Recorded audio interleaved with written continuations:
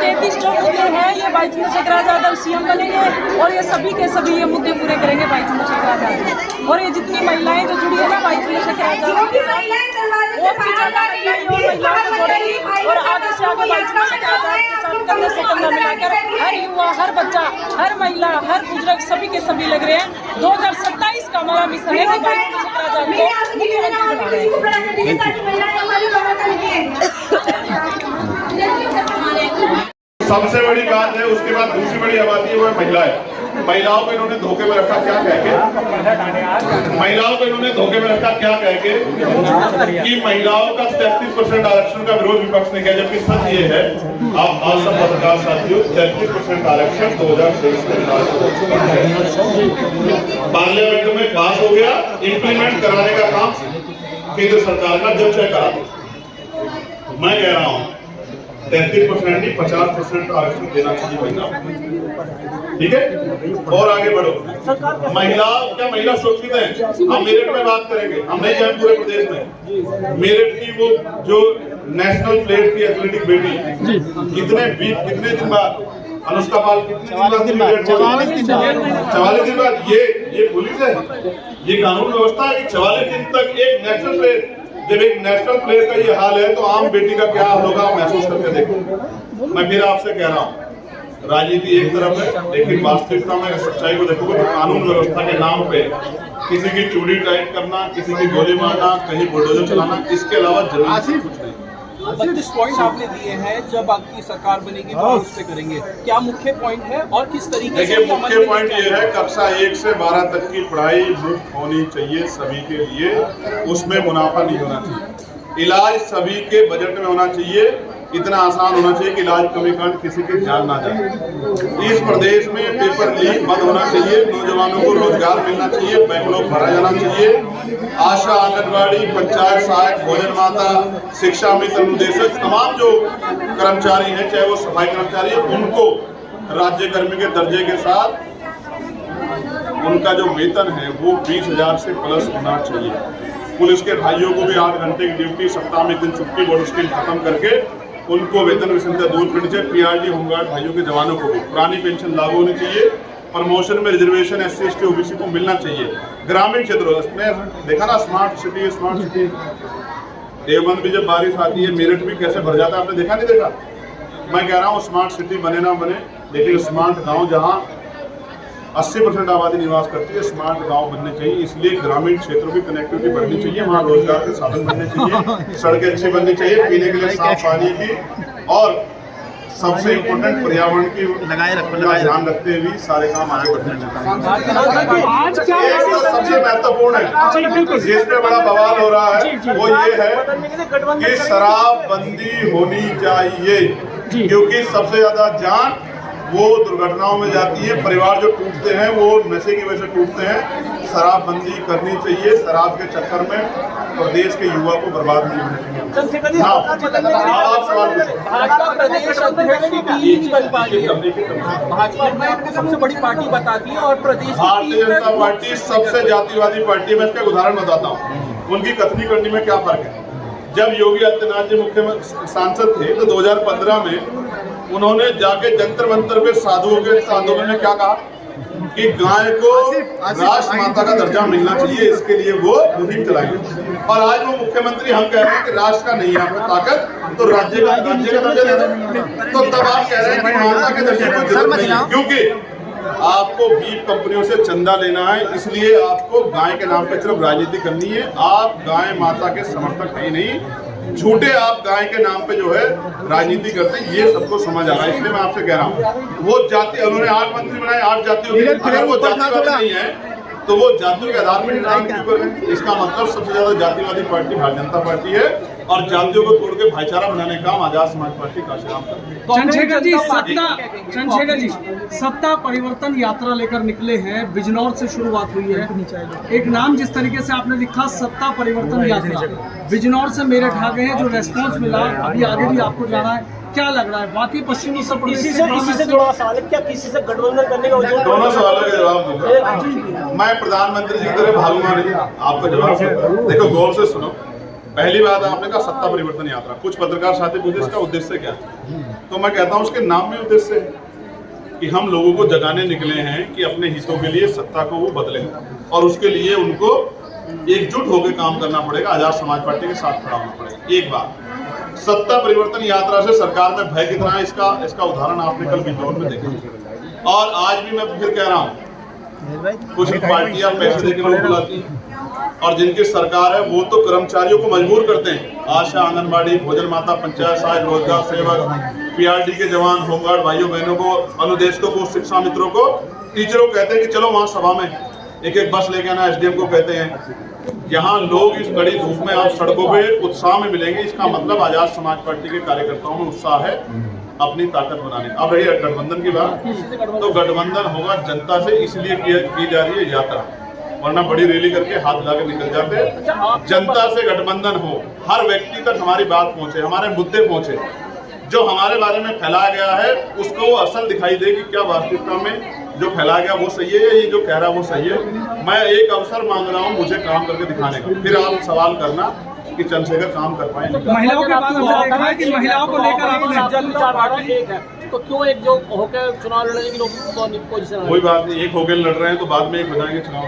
कांग्रेस जनता party युवाओं की party एक आई है, उन्होंने भी रैली रखी है अपनी जनता। अब उनको सरकार क्या क्या नाम दे रही है जी, आप समझो ना, युवा बेरोजगार है और मैं युवाओं को समझता हूँ, युवाओं के दर्द को। इसलिए मैं कह रहा हूँ कि हो सकता है कि एक बड़ा आंदोलन देश में खड़ा हो जाए और सरकार के पास कोई विकल्प न बचे, इसलिए सरकार गलतियों को सुधारना चाहिए, बैकलॉग भरना चाहिए और उद्योग धंधे लगा के नौजवानों को रोजगार देना चाहिए। उनका समर्थन करेंगे आपको? मैं फिर कह रहा हूँ उनसे वो जो मुद्दे उठा रहे हैं उनको तो मैं रोज उठा रहा हूँ। पिछले मतलब 2013 से अब तक 13 ही साल हो गए मुझे उठाते हो, तो बेचारे उठाने लगे। मैं फिर कह रहा हूँ असल जो युवाओं की लड़ाई लड़ रही है आजाद समाज पार्टी का है। यात्रा हो रही है। चंद्रशेखर जी, अभी आपने 32 पॉइंट का महिलाओं को दिया है, महिलाएं तमाम पढ़ रही हैं, क्या इन 32 पॉइंट्स को पूरा कर पाएंगे? सिर्फ 32 को ही नहीं, इनके अलावा और 32 ऐसे काम करेंगे जिनको सोचा नहीं है सरकार। जो आपका रूट था आज यात्रा का, वो प्रशासन आपको याद है बांग्लादेश में कुछ हुआ, यात्रा यहाँ पे निकलेगी, पाकिस्तान में कुछ होगा, यात्रा यहाँ पे निकलेगी, इजराइल में कुछ होगा, यात्रा यहाँ पे निकलेगी। लेकिन यहाँ एक पार्टी जो संघर्ष करती है वो यात्रा निकाल सकती। क्यों? क्योंकि सरकार डरती है, सरकार के मंत्री डरते हैं। मैं रात रुका था हस्तिनापुर में और रैली है मेरी दक्षिण में और बाकी जनता ताकतवर है। बीजेपी के गढ़ से सेंध लगाई है। गढ़ तो कोई किसी का होता ही नहीं यार। जनता ने सुनो, इससे पहले क्या सरकार नहीं बदली, क्या इन्हीं का गढ़ था? ये इनकी सरकार झूठ पे टिकी हुई है, इस बार गिरेगी। आप नहीं बात कर आप चुनाव लड़ने जा रहे हैं? भाई मैं चुनाव लड़ूंगा, इसका पार्टी का फैसला पार्टी का है। कहाँ से लड़ूंगा इसका फैसला पार्टी का है। मुझसे कितने लोग पूछ रहे हैं आप हस्तिनापुर से लड़ेंगे, हस्तिनापुर लड़ेंगे। मेरे जैसे व्यक्ति को इतनी पवित्र जगह से लड़ने का मौका मिले, पार्टी दे, तो मैं क्यों मना करूंगा भाई? आप बताओ। चंद्रशेखर जी, एक सवाल और, पहले आपकी यात्रा को रोकना, आपका ऐलान करना कि 8 बजे बड़ा फैसला ले सकता हूं मैं, और उसके बाद यात्रा को हरी झंडी देके बैकफुट पर आ जाना, क्या ऐसा था लोगों के मन में कि सवाल उठाए कि 8 बजे क्या करने जा रहे हैं? 8 बजे मैं क्या करता, मैं पैदल निकल जाता पूरे प्रदेश में, घर घर जाकर कहता कि ये मुझे मिलने दे रहे हैं आपसे, आप मेरे साथ खड़े हो जाओ, इस सरकार को लखनऊ तक छोड़ के लिए जनता है ये। और ये देख रहे हैं महिलाएं, कार्यकर्ता को भी डिटेन किया जा रहा है, हमें भी डिटेन किया गया। मेरी माँ बहन है, किसी को भी मुझे सताया जाएगा, याद रखना मेरे को। धन्यवाद। बाकी बात सुन लेना मुझे।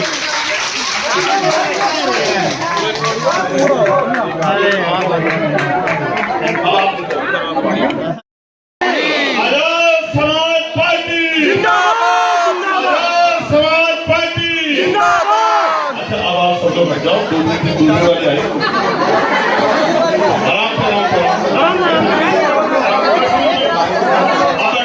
फोटो मार रहे हो ना, बढ़िया। आप लोग छोड़ो, आ जाओ बैठो बैठो बैठो। जिसका होगा बात दीदी आप जिसका होगा उधर आ जाओ। ये जगह तो छोड़ो, मैं कहाँ बैठूंगा? जब आप लोग बैठो, इधर बैठो। जिसका होगा वो इधर आ जाओ।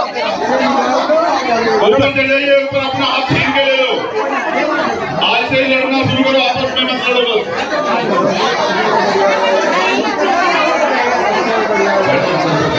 आपने कुछ फिर आप करते हैं, ठीक है, बहुत से बैठो।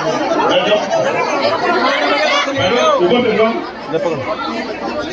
मानो आज इसको लोकसभा विधानसभा मानो आज चढ़ाई कर दो, अपने अपनी सीट ले लो आज इनके।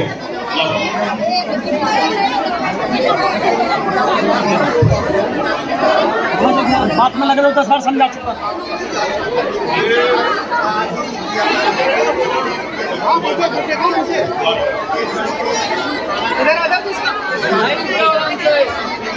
सिद्धार्थ कहाँ है? बच्चे इतना शोर हो गया।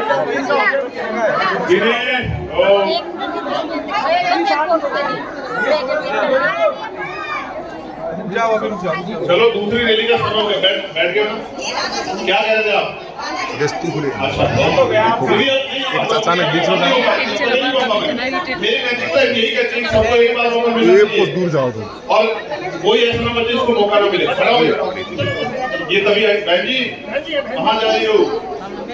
मजबूत नेता जी कहाँ जा रहे हो? खड़ा हो, हटो हटो, खाली खड़े रहो, खड़े रहो। आप जाओ, पीछे हो जाओ, पीछे चले जाओ। इधर ये तो इतनी एक और शो पे बुरा आगे कराओ ना। अब छोड़ दो।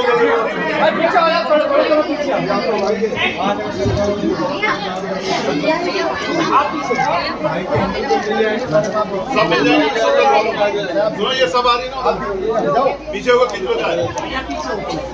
भैया यार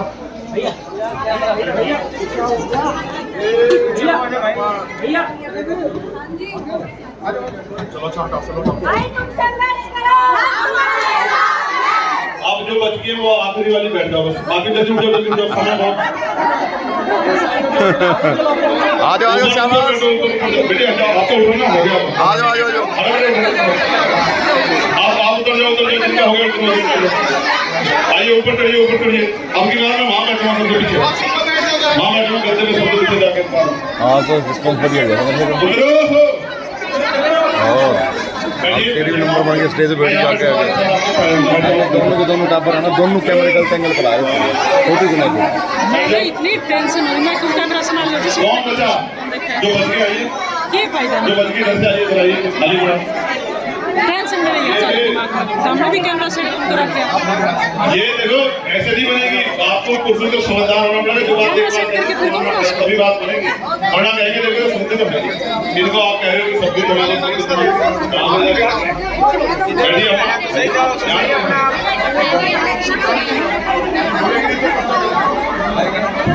पर्चे किस किस को मिल गए पहले बताओ। कोई पर्चा बिना लिए बच जाना, पर्चा हाथ में रखना, पर्चा रखना बच्चों को अपन भेजा खुद। दीदी ये तो सुनो, लो भाई पकड़ना यहीं पे है पर।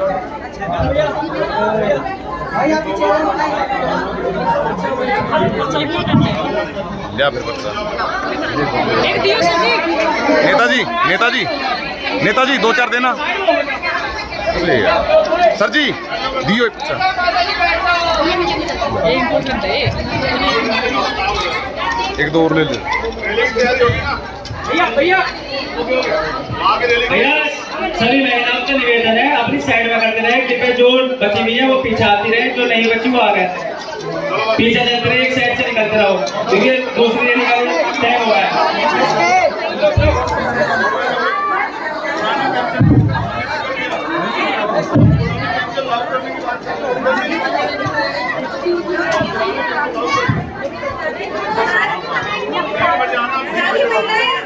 जो भी इस कमरे में सब चीज अपनी जगह पे बैठ जाएगी, आप लोग बाहर तक निकलिएगा।